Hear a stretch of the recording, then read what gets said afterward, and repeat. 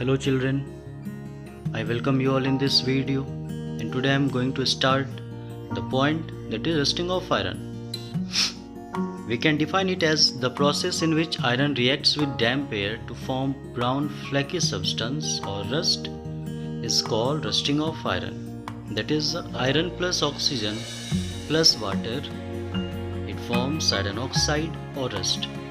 Students, whenever iron reacts with moist or damp air, it means in the presence of moist air, it forms a brown flaky substance, and it is completely a chemical change in which new substance is formed, that is rust. So this complete process is known as rusting of iron. Some conditions which are necessary for rusting are: number 1, presence of oxygen, and number 2, presence of water or water vapor. Students, in the process of rusting, both the conditions are essential. It's very important to presence of oxygen as well as water. Otherwise, the process of rusting will not take place. The next point: how can we prevent the rusting of iron? So, prevention of rusting of iron are the followings. It can be prevented by painting. It can be prevented by applying grease or oil. It can be prevented by the process of galvanization, and it can be prevented by making or formation of alloy. Now, what is meant by galvanization? It's a very important question for the examination point of view. Then we can define it as the deposition of thin layer of zinc on the surface of iron is called galvanization. It means we have to deposit the layer of zinc on the iron object, and this complete process is known as galvanization.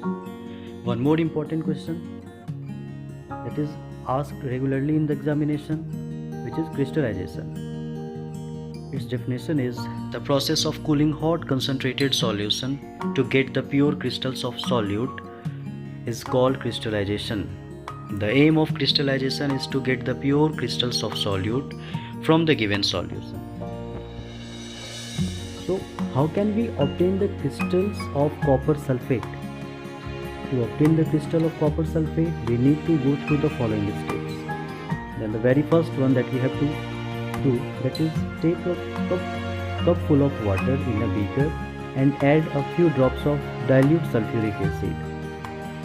Heat the water. When it starts boiling, and copper sulfate powder slowly while stirring continuously.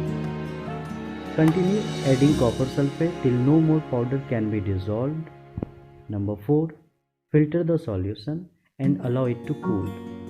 At last, as the solution becomes cold, the crystals of copper sulfate settle at the bottom of the container. Students, I have covered all the topics of chapter 6. So this is the last video of chapter 6. Okay students, thank you very much. Thanks.